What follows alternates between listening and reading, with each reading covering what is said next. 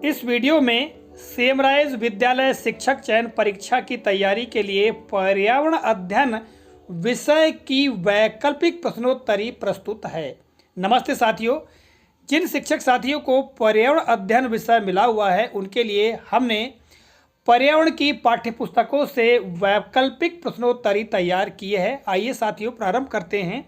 जैसा कि आप इस पहली स्लाइड में देख पा रहे हैं, प्रश्न क्रमांक 1, किस प्रांत के घर जमीन से लगभग 10 से 12 फुट ऊंचे बने होते हैं और इन्हें मजबूत बांस के खंभों से बनाया जाता है। प्रश्न के लिए 4 विकल्प यहाँ पर दिए गए हैं। ए असम, बी कश्मीर, सी लद्दाख और डी राजस्थान। तो साथियों जो प्रश्न दिया गया है इसके लिए सही विकल्प है ए असम। असम प्रांत में बहुत अधिक वर्षा होती है और प्रायः भूमि दलदली होने की वजह से जो घर है वो बांस से बनाए जाते हैं और जमीन से लगभग 10 से 12 फुट ऊंचे बनाए जाते हैं। जब हम पर्यावरण अध्ययन पाठ्यपुस्तक का अध्यापन कराते हैं तो ये बात हमको पढ़ने को मिलती है। आइए अगला प्रश्न देखते हैं इस स्लाइड में। प्रश्न क्रमांक 2, इग्लू निम्न में से किस इलाकों में पाए जाते हैं? 4 विकल्प दिए गए हैं। ए मैदानी इलाकों में, बी पठारी इलाकों में, सी रेगिस्तानी इलाकों में, डी बर्फीले इलाकों में। तो साथियों इस प्रश्न के लिए उत्तर है डी बर्फीले इलाकों में। इग्लू बर्फ के घर को कहा जाता है और जहां बहुत अधिक बर्फ गिरती है वहां पर इग्लू बनाए जाते हैं। आइए प्रश्न क्रमांक 3 देखते हैं। शिकारा क्या होता है? इसके लिए भी 4 विकल्प यहाँ पर दिए गए हैं। ए एक प्रकार का जहाज, बी एक प्रकार की छोटी नाव, सी एक प्रकार की हाउस बोट, डी एक प्रकार का जंगी जहाज। तो साथियों इस प्रश्न के लिए उत्तर है एक प्रकार की हाउस बोट। तो शिकारा के बारे में आपको पर्यावरण अध्ययन पाठ्यपुस्तक में अध्यापन कराने या अध्ययन करने को मिलेगा। शिकारा एक प्रकार की हाउस बोट होती है जिसमें कि डल झील में विशेष तौर से इनको चलाया जाता है और जो पर्यटक होते हैं वो इस हाउस बोट में बैठकर काफ़ी आनंद उठाते हैं। तो शिकारा एक प्रकार की हाउस बोट होती है। प्रश्न क्रमांक 4 देखिएगा इस स्लाइड में। 4 चिनारी है, इसके लिए भी 4 विकल्प दिए गए हैं। ए समुद्री टापू, बी डल झील के मध्य का टापू, सी नदियों के मुहाने का डेल्टा और डी उक्त में से कोई नहीं। तो साथियों इस प्रश्न के लिए उत्तर है बी डल झील के मध्य का टापू। साथियों 4 चिनारी डल झील के बीचों बीच में एक टापू है जिसमें चिनार के वृक्ष पाए जाते हैं। बहुत ही सुंदर टापू है जिसे कि 4 चिनारी के नाम से जाना जाता है। ठीक है, आइए प्रश्न क्रमांक 5 का अध्ययन करते हैं। राजस्थान प्रांत में मिट्टी के घर बनाए जाने एवं उनकी दीवारें मोटी रखने का कारण है। 4 विकल्प दिए गए हैं। ए वहाँ अक्सर रेतीले तूफान चलते हैं अतः रक्षा के लिए ऐसे मकान बनाए जाते हैं। बी वहाँ वर्षा बहुत कम होती है अतः ज़्यादा मजबूत मकान बनाए जाने की आवश्यकता नहीं होती। सी ऐसे मकान बहुत सस्ते बनते हैं अतः यहाँ के लोग अधिक व्यय से बचने के लिए ऐसे मकान बनाते हैं। और डी उक्त में से कोई कथन सही नहीं है।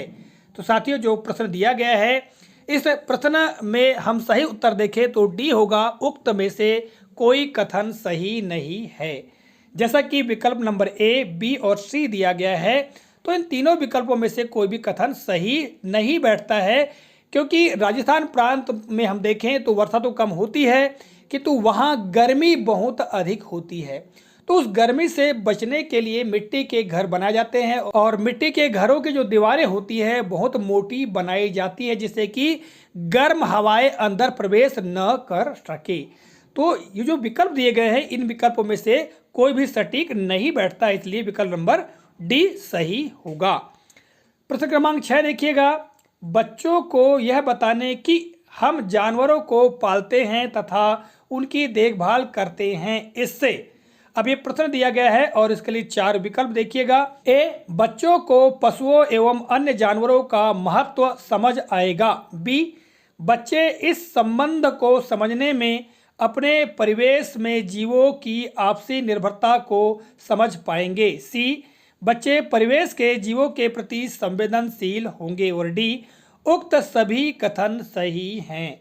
तो साथियों, जो प्रश्न दिया गया है, बच्चों को यह बताने कि हम जानवरों को पालते हैं और उनकी देखभाल करते हैं, इससे जो उक्त कथन दिए गए हैं ए, बी और सी, ये तीनों कथन सही हैं। अतः विकल्प नंबर डी सही होगा। उक्त सभी कथन सही है। इस स्लाइड में देखिएगा प्रश्न क्रमांक 7, बच्चों में पक्षियों के प्रति संवेदनशीलता बढ़ाने के लिए आवश्यक है कि 4 विकल्प दिए गए हैं। ए, विद्यालय में ही पेड़ की टहनियों पर प्याऊ लटकाए जाएं। बी, कक्षा में पक्षियों एवं उनके महत्व के बारे में समझाया जाए। सी, जीवों की परस्पर निर्भरता पर चर्चा कराई जाए। और डी, उक्त सभी कथन सही हैं। तो साथियों, प्रश्न क्रमांक 7 के लिए भी विकल्प नंबर डी सही होगा, क्योंकि विकल्प नंबर ए, बी और सी तीनों प्रश्न की प्रतिपूर्ति करते हैं। अतः बच्चों में पक्षियों के प्रति संवेदनशीलता बढ़ाने के लिए आवश्यक है कि हम विद्यालय में ही जो पेड़ लगे हुए हैं उनकी टहनियों पर जो प्याऊ है, ठीक है, उनको लटका दे, जिससे कि पक्षियों की प्यास बुझ सके। उसके बारे में हम बच्चों को बताएंगे। साथ ही कक्षा में पक्षियों और उनके महत्व के बारे में हम चर्चा करेंगे। फिर जीवों की परस्पर निर्भरता पर यदि हम चर्चा कराएंगे तो निश्चित तौर से इससे बच्चों में पक्षियों के प्रति संवेदनशीलता बढ़ेगी। तो उक्त कथन सभी सही हैं। विकल्प नंबर डी सही होगा। इस स्लाइड में देखिएगा प्रश्न क्रमांक 8 है, कक्षा 3 की पर्यावरण पाठ्य पुस्तक के पाठ 19 हमारे साथी जानवर में रानी का बाग चित्रकथा दी गई है। यह प्रदर्शित करती है। 4 विकल्प दिए गए हैं। ए, व्यक्तियों के लिए फलों का महत्व। बी, पक्षियों का महत्व। सी, कीड़े मकोड़ों का महत्व। और डी, उक्त सभी। तो साथियों, इसका उत्तर होगा बी, पक्षियों का महत्व। कक्षा 3 की पर्यावरण पाठ्य पुस्तक का जब हम अध्ययन करते हैं या अध्यापन कराते हैं तो पाठ 19 हमारे साथी जानवर में अंत में रानी का बाग एक चित्रकथा दी गई है। और इस चित्रकथा को जब हम बच्चों को पढ़ाते हैं तो बच्चे बहुत ही आनंद के साथ में इसे सुनते हैं। और इसको सुनाने के पश्चात हम देखते हैं कि यह जो चित्रकथा है पक्षियों के महत्व को ही प्रदर्शित करती है। इस चित्रकथा में क्या दिया हुआ है, आप पाठ्यपुस्तक का अध्ययन अवश्य करें। आइए प्रश्न क्रमांक 9 देखते हैं इस स्लाइड में। पानी एकत्र करने के लिए टांका कहाँ बनाए जाते हैं? 4 विकल्प दिए गए हैं। ए, राजस्थान। बी, लद्दाख। सी, मेघालय। और डी, तमिलनाडु। तो साथियों, उत्तर है राजस्थान। राजस्थान में वर्षा बहुत कम होती है, अतः पानी की किल्लत बहुत अधिक वहाँ होती है। तो लोग बरसात के पानी को एकत्रित करने के लिए अपने घर के आंगन में ही टाका बना लेते हैं और जो घर की छतें हैं उसको ढालू बना करके पानी को उस टाके में एकत्रित कर लेते हैं। और जहाँ से पानी आता है वहाँ एक जाली लगा देते हैं ताकि कूड़ा कचरा उस टाके में न जा सके और बाद में उस पानी को पीने योग्य बना लिया जाता है। आइए इस स्लाइड में देखते हैं प्रश्न क्रमांक 10 और यह अंतिम प्रश्न है।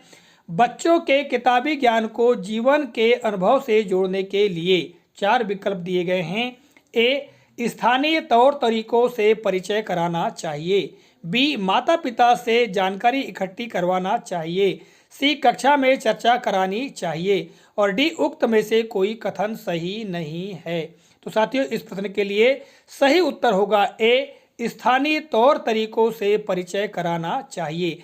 देखिएगा, हम बच्चों को किताबों के माध्यम से काफ़ी कुछ जानकारी देते हैं, उनको पढ़ाते हैं, अध्यापन कराते हैं, किंतु उनके किताबी ज्ञान को यदि हम वास्तविक जीवन से जोड़ना चाहते हैं तो उसके लिए आवश्यक होगा कि हमारे जो स्थानीय तौर तरीके हैं उनसे हम परिचित कराएं। जैसे राजस्थान की हम बात करें तो राजस्थान में पानी की कमी होती है, तो भाई स्थानीय तौर पर किस प्रकार से पानी का संग्रह किया जाता है इसके बारे में बताएं, या प्रत्येक प्रांत की अलग अलग समस्याएं होती है, अलग अलग बातें होती है, तो उन बातों से यदि हम परिचय कराएं तो निश्चित तौर से बच्चों का जो किताबी ज्ञान है वो उनके वास्तविक जीवन से जुड़ पाएगा, अर्थात अपने जो वास्तविक जो अनुभव है उससे वो जुड़ पाएगा। तो साथियों, इस तरह से इस कालखंड में मैंने पर्यावरण अध्ययन के अंतर्गत कुल 10 प्रश्न तैयार किए हैं। आशा करता हूं ये प्रश्न आपको काफ़ी उपयोगी और मज़ेदार लगे होंगे। मिलेंगे अगले कालखंड में, तब तक के लिए जय हिंद।